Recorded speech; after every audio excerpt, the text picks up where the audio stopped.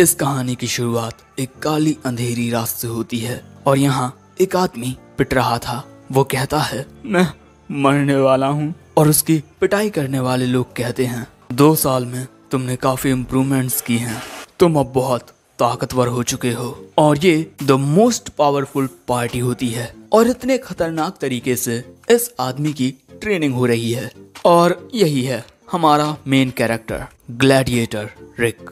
अब अगले सीन में हमसे कहा जाता है, लोगों का मानना है कि अगर तुम अपने सपने पूरे करना चाहते हो तो तुम्हें छोटी उम्र से ही कोशिशें करनी चाहिए, और खासकर अगर तुम एक एडवेंचरर बनना चाहते हो तब तो ऐसा कर पाना बहुत ही ज्यादा मुश्किल होगा। लेकिन फिर भी कुछ लोग ऐसे होते हैं जो कभी हार नहीं मानते। और इसके बाद हम एडवेंचरर गिल्ड में एक आदमी को देखते हैं जो ई रैंक प्रमोशन एग्जाम देने के लिए आया होता है। और इसके बाद वो रिसेप्शनिस्ट के पास आकर एग्जाम में जाने के लिए अपनी टिकट मांगता है। और ये होता है रिक। रिक को देख ये लड़की कहती है, सेनपाई मैं एलिसा हूँ। ये लड़की 2 साल पहले रिक की जूनियर थी, लेकिन अचानक ही रिक ने अपनी जॉब से रिजाइन कर दिया एक एडवेंचरर बनने के लिए। लेकिन रिक की उम्र 30 साल से ज्यादा हो चुकी है, लेकिन लोग एडवेंचरर बनने के लिए छोटी उम्र से ही कोशिशें करने लगते हैं। लेकिन मुझे काफी वक्त लग गया। एलिसा आगे पूछती है, आप 2 सालों से क्या कर रहे थे?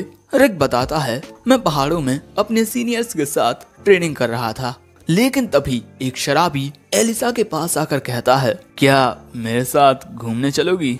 एलिसा के मना करने के बावजूद भी वो उसके साथ मिसबिहेव करने लगता है, जो देख रिक उस एडवेंचर को पकड़ लेता है। लेकिन उसके ऐसा करने से ही वो आदमी बेहोश हो जाता है, जो देख सभी लोगों का ध्यान उसकी ओर खिंच जाता है। लेकिन रिक कहता है, शायद से ज्यादा पीने की वजह से ये बेहोश हो गया है। इसी वजह से ये बात हमेशा याद रखना कि अपनी लिमिट से ज्यादा शराब मत पियो।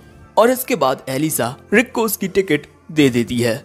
लेकिन बेचारे रिक को एक अनलकी नंबर मिलता है और गिल्ड के बाहर रिक का इंतजार कर रही थी रियनेट। उसे देख रिक कहता है, मैं अंदर गया, मैंने देखा जवानी में बच्चों में कितना जोश होता है, जैसे वो दुनिया जीत सकते हैं। और ये फालतू की बात रिक इसीलिए कर रहा है क्योंकि वो कुछ देर पहले रियनेटे के तरबूजों को घूर रहा था। दूसरी ओर हम उसी शराबी को देखते हैं, उसके आर्मर पर रिक के हाथ का निशान होता है। यानी समझे, रिक के हाथ रखने की वजह से ही ये आदमी बेहोश हो गया। और ये कोई ऐसा वैसा शराबी नहीं है, बल्कि एक ए रैंक एडवेंचरर है। लेकिन लड़कियों से बदतमीजी करने की वजह से इसे गिल्ड से बाहर निकाल दिया गया। और तभी एलिसा को याद आता है कि इसके पेट पर रिक ने अपना हाथ रखा था। अब एग्जाम के लिए हम देखते हैं कि रिक की फिजिकल जांच की जा रही है। अब दूसरी जगह पर सभी का माना लेवल चेक किया जाता है।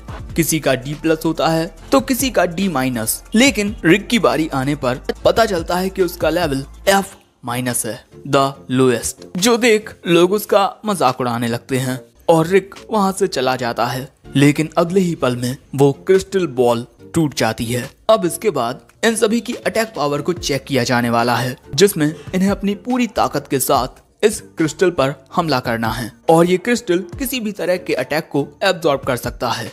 अब यहाँ रिक अपने सीनियर एशॉर्ट की कही बात याद करता है, चाहे तुम किसी भी हथियार या मैजिक का यूज कर लो, तुम्हारी ताकत का आधार तुम्हारी बॉडी के अंदर होता है। तुम्हें अपने पंच से इस गोल्डन स्लाइम बैग को डिस्ट्रॉय करना होगा, तभी जाकर तुम एक स्ट्रॉन्ग बॉडी पा पाओगे। और एक गोल्डन स्लाइम बैग एक ड्रैगन की बॉडी जितना ही हार्ड होता है, जिसे पंच मारकर तोड़ना लगभग नामुमकिन है। लेकिन ऐश ऑर्क एक झटके में ही उसे तोड़ देता है। और इसके बाद रिक की ट्रेनिंग शुरू हो जाती है। और शुरुआत में हर दिन उसे उस गोल्डन बैग में 50,000 मुक्के मारने पड़ते थे। अब इसके बाद एग्जाम शुरू हो जाता है।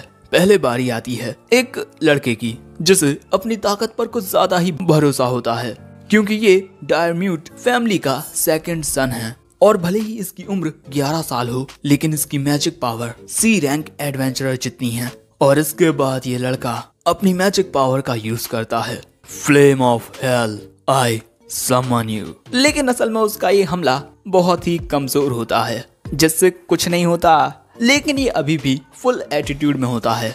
ये देख रिक सोचता है, एक C रैंकर की पावर बस इतनी ही होती है, क्योंकि उसकी एक सीनियर की मैजिक पावर तुम लोग देख ही सकते हो। बेचारा रिक उसके इस हमले से बाल बाल बच पाता है, लेकिन वो हमला पूरे एक पहाड़ को उड़ा देता है।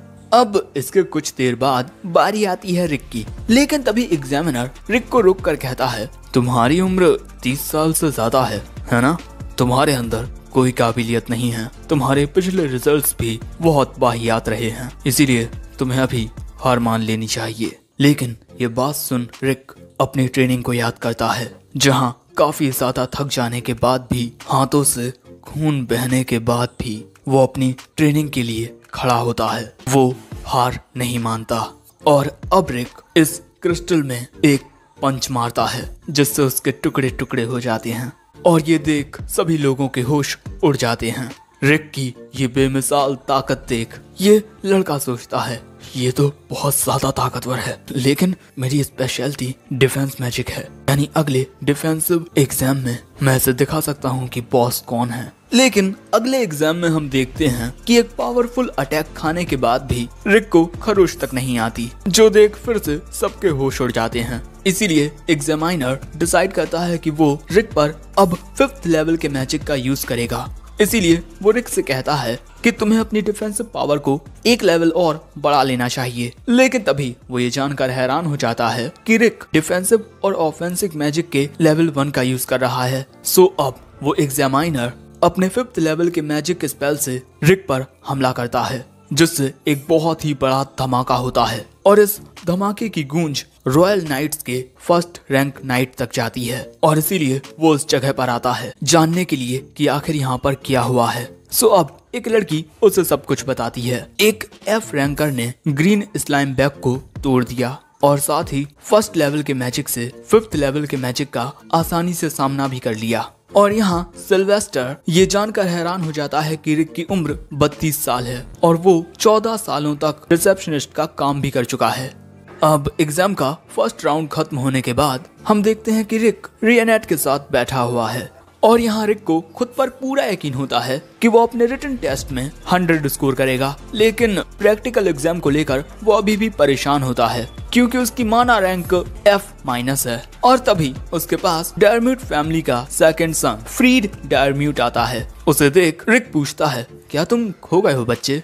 लेकिन फ्रीड कहता है, मजाक उड़ाना बंद करो, मैं इस एग्जाम में अपनी ताकत दिखाकर शो ऑफ करना चाहता था, लेकिन तुमने सारा गुड़ गोबर कर दिया।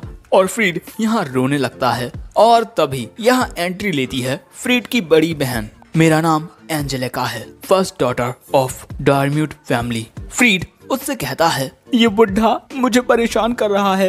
ये बात सुन रिक चिल्लाकर कहता है, मैं बुढ़ा नहीं हूँ। लेकिन तभी एंजेलिका कहती है, तुमने मेरे भाई को रुलाया है बुढ़े।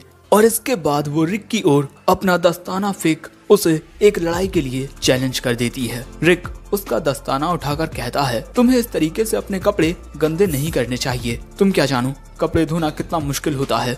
लेकिन तभी रियनेट उसे बताती है कि उसने दस्ताना उठाकर उसके चैलेंज को एक्सेप्ट कर लिया है। अब इसके बाद ये दोनों लड़ाई के मैदान में आते हैं और एंजेलिका यहाँ कहती है, हमारे फिलहैम किंगडम में होने वाले ड्यूल्स में हम कुछ टर्म्स लगा सकते हैं और इसीलिए मैं कहती हूँ कि इस ड्यूल में हारने वाला जीतने वाले की जिंदगी भर गुलामी करेगा। और उसका छोटा भाई उसकी जीत देखने के लिए आया है। और यहाँ हमें पता चलता है कि एंजेलिका एक सेकंड क्लास की रॉयल नाइट है, उन नाइट्स का एक हिस्सा जो फिलहैम किंगडम में शांति बनाए रखते हैं, यानी कि एंजेलिका एक बी रैंकर है। और ये बात जान रिक घबराने लगता है कि अरे मैं तो -F रैंक एडवेंचरर हूँ, मैं इसका सामना थोड़ी कर पाऊंगा। अब रिक को इस तरीके से देख रियनेट कहती है, आप घबराइए मत, आप अपनी ट्रेनिंग को याद कीजिए। और इसके बाद रिक अपनी ट्रेनिंग को याद करने लगता है, जिससे वो और भी ज्यादा डर जाता है। सो रियनेट उससे कहती है कि आपको खुद पर कॉन्फिडेंस होना चाहिए, क्योंकि आप इस दुनिया की सबसे ज्यादा पावरफुल पार्टी के एक मेंबर हो, द ओरिकैल्कम फिस्ट। और ये बात सुन रिक घबराना बंद कर देता है और एंजेलिका से लड़ने के लिए जाने लगता है। और यहाँ एंजेलिका अपनी तलवार निकाल लेती है। तुम जैसा एक -F रैंक एडवेंचरर मेरा सामना कर पाएगा? तुम्हें कितनी बड़ी गलतफहमी है। और इसके बाद एंजेलिका अपनी मैजिक पावर से अपनी स्वॉर्ड को इनहेंस करने लगती है और इसके बाद वो बिजली की रफ्तार के साथ रिक पर हमला कर देती है और उसके इस हमले से पीछे का दरवाजा पूरा कट जाता है। और ये देख फ्रीड कहता है, बुड्ढे तुमने देखा मेरी बहन कितनी तेज है। लोग उसे लाइट स्पीड एंजेलिका के नाम से बुलाते हैं। और अब एंजेलिका कहती है कि पिछले हमले में मैंने बस तुम्हें एक नमूना दिखाया है, लेकिन इस बार तुम्हारा खेल खत्म। और वो फिर से बिजली की रफ्तार के साथ रिक पर हमला करने के लिए जाती है, लेकिन रिक को वो बहुत ही स्लो आती हुई दिखाई दे रही थी और यही बात उसे समझ नहीं आ रही। इसे तो लाइटनिंग स्पीड एंजेलिका कहते हैं, फिर ये इतनी स्लो क्यों आ रही है। और अब अगले ही पल में रिक उसके हमले को डॉच कर देता है, जो देख एंजेलिका हैरान हो जाती है। वो कहती है, तुम शायद से इस हमले से गलती से बच गए हो, लेकिन अब ऐसा नहीं होगा। वो फिर से रिक पर हमला करने के लिए जाती है, लेकिन रिक को फिर से वो काफी स्लो आती हुई दिख रही है। और तभी अचानक एंजेलिका का पैर एक पत्थर से टकरा जाता है, जिससे वो बहुत तेज घूमते हुए रिक की ओर जाने लगती है, जिससे उसकी स्पीड बहुत ज्यादा तेज हो जाती है और इसके कुछ देर बाद वो रुकती है। लेकिन यहाँ रिक को लगता है कि ये एंजेलिका की कोई खास टेक्निक थी, यानी ये सच में बहुत ज्यादा ताकतवर है और आखिर हो भी क्यों ना, ये एक सेकंड क्लास नाइट है। और यहाँ एंजेलिका भी रिक को बेवकूफ बनाते हुए कहती है कि तुम उस हमले से भी बच गए, लेकिन अगला हमला तुम्हें हरा देगा। और इसके बाद एंजेलिका अपनी माना पावर को रिलीज करते हुए और भी ज्यादा तेज रफ्तार के साथ रिक पर हमला करने के लिए आती है, लेकिन रिक को ये अभी भी बहुत स्लो दिखाई दे रही है और रिक उसके इस हमले को डॉच कर देता है। और अब एंजेलिका के पास बस 2 मौके हैं। वो अपनी इस अल्ट्रा लाइटनिंग स्पीड का इस्तेमाल 3 बार ही कर सकती है। इसके बाद वो फिर से रिक पर हमला करने के लिए जाती है, लेकिन फिर से रिक उसे डॉच कर देता है। और अब एंजेलिका थक भी चुकी है, लेकिन वो अपनी पूरी ताकत जुटाकर आखिरी बार अल्ट्रा लाइटनिंग स्पीड का यूज करती है। और अब तो रिक भी हमला करने के लिए तैयार था, लेकिन तभी एंजेलिका का पैर फिर से पत्थर से टकरा जाता है और अब वो जमीन पर फिसलते हुए रिक की ओर जाने लगती है। रिक को लगता है कि ये उसका नया हमला है, इसीलिए वो जमीन में एक मुक्का मार देता है और उस पंच के प्रेशर से एंजेलिका उड़ जाती है। और इसके बाद हम देखते हैं कि रिक का ये पंच कितना ज्यादा भयानक था। और ये देख एंजेलिका की हालत खराब हो जाती है। वो पूछती है कि आखिर तुम कौन हो। वो बताता है, मैं एक फॉर्मर गिल्ड रिसेप्शनिस्ट हूँ, जिसने 2 साल पहले F रैंक एडवेंचरर के रूप में शुरू किया था। एंजेलिका को ये साफ साफ झूठ लगता है। इसके बाद वो एंजेलिका की ओर आते हुए कहता है, सच में एक रॉयल नाइट का सामना करना काफी ज्यादा मुश्किल होता है, लेकिन यहाँ मैं तुमसे सीखूंगा और तुम्हारा सामना करूंगा। लेकिन एंजेलिका यहाँ हार मान लेती है, ये कहते हुए कि इस बार मैं तुम्हें जीतने देती हूँ, इसे तुम मेरा उपकार समझना। चलो फ्रीड, अब हम यहाँ से चलते हैं। लेकिन तभी रिक कहता है, 1 मिनट, तुमने एक वादा किया था शायद से कि हारने वाला जीतने वाले की जिंदगी भर गुलामी करेगा। लेकिन तभी एंजेलिका गहरी सांस लेकर अपनी पूरी ताकत से यहाँ से भाग लेती है। लेकिन यहाँ पर रिक को तो कुछ समझ ही नहीं आता कि आखिर मैं जीत कैसे गया। लेकिन तभी रियनेट कहती है कि आपके एग्जाम्स के रिजल्ट्स को जल्द ही अनाउंस किया जाएगा। रिक अभी भी इस बात से परेशान होता है कि क्या वो पास हो पाएगा। लेकिन तभी रियनेट बताती है कि मास्टर ब्रॉडस्टोन और बाकी सब यहाँ जल्द ही आने वाले हैं। और ये बात सुन रिक बहुत डर जाता है।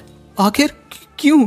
वो बताती है, वो सभी आपकी इम्प्रूवमेंट्स देखने के लिए आ रहे हैं। और इसके बाद हम रिक के सीनियर्स को देखते हैं, जिन्हें देखकर ही लग रहा था कि ये बहुत ही ज्यादा खतरनाक हैं। सच में अब रिक की हालत खराब होने वाली है। जानना चाहते हो कि आगे रिक के साथ क्या होता है? तो इसके लिए तो एपिसोड 2 देखना होगा। एपिसोड 2 देखने के लिए इस एपिसोड पर 3K लाइक और 200 कमेंट कर दो। और कमेंट करके जरूर बताना कि ये सीरीज तुम्हें कैसी लगी और इसमें तुम्हें क्या मजेदार लगा। इसी के साथ इस वीडियो को अपने दोस्तों और परिजनों के साथ शेयर कर दो, ताकि इस पर अच्छा रिस्पॉन्स आए और मैं इसका एपिसोड 2 लाने पर मजबूर हो जाऊं। And in the end, thanks for watching. Sayonara.